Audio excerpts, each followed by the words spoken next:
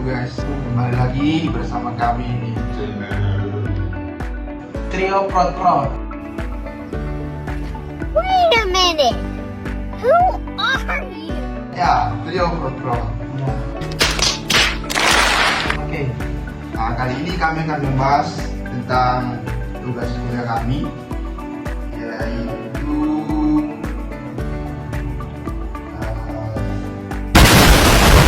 teori training faktor. Langsung saja kepada pengertian dari teori training faktor itu, karena masih banyak di antara kita semua yang tentunya belum paham atau mengerti tentang apa itu teori training faktor. Jadi, teori training faktor dikembangkan oleh Frank Parson. Jadi ini adalah sejarah dari training faktor. Iya. Telepon konseling dari Frank Parson.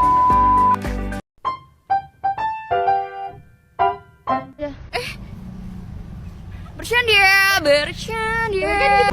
Parson ini adalah pelopor konseling karir pada awal abad ke-20. Teori ini menyatakan bahwa setiap orang memiliki karakteristik unik yang disebut trait, seperti minat, kepribadian, kemampuan, dan nilai. Sementara itu, setiap pekerjaan memiliki syarat dan ciri khas tertentu yang disebut faktor.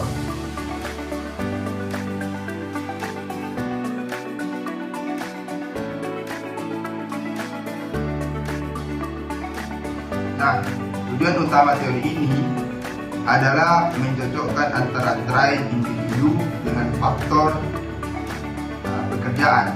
Jika cocok, maka seorang bisa meraih keberhasilan dan kepuasan dalam karirnya.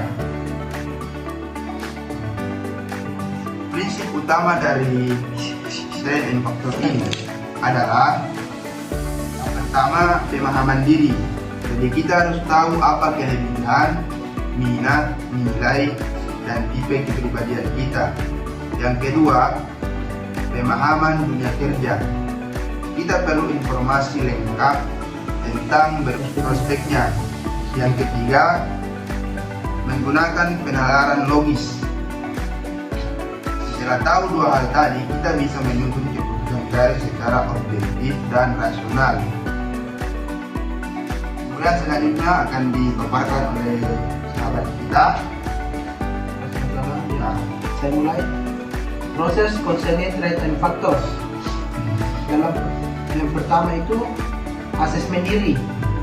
Konselor membantu klien memahami dirinya melalui wawancara, observasi, atau tes psikologi.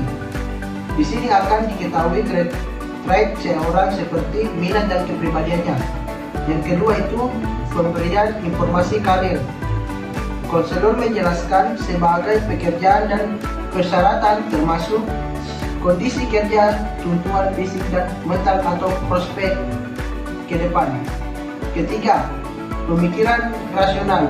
Konselor dan klien bersama-sama mencocokkan antara trait individu dan faktor pekerjaan. Hasil akhirnya adalah rekomendasi karir yang paling sesuai. 4. Kelebihan teori. Teori ini punya beberapa kelebihan loh. Mang Ea. Mang Ea. Langkah-langkahnya sistematis dan mudah diikuti, berbasis dan objektif seperti tes minat atau tes kepribadian, mendorong siswa untuk lebih kenal dirinya dan menjelajahi pilihan karir, praktis dan bisa digunakan di sekolah atau pusat karir. 5. Kelemahan teori. Saudara, teori ini juga punya keterbatasan. Yang pertama, kurang memperhatikan aspek emosional dan sosial. Yang kedua, menganggap trait seseorang tetap padahal bisa berubah. Yang ketiga, terlalu statis, tidak fleksibel terhadap perubahan dunia kerja. Yang keempat, tidak membahas makna atau nilai dalam pekerjaan pada itu penting untuk kebahagiaan jangka panjang.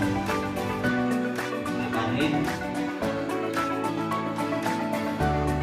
Kesimpulannya adalah teori trait and factor dari Frank Parson tetap relevan sebagai dasar konseling karir. Teori ini membantu kita memahami pentingnya mengenali diri sendiri, dunia kerja, lalu membuat keputusan yang rasional. Tapi tentu saja, sebagai konselor atau individu, kita juga perlu mempertimbangkan faktor lain seperti lingkungan perubahan zaman, dunia kerja, lalu membuat keputusan yang rasional. Tapi tentu saja, sebagai konselor atau individu, kita juga perlu mempertimbangkan faktor lain seperti lingkungan perubahan zaman dan makna hidup dalam pekerjaan.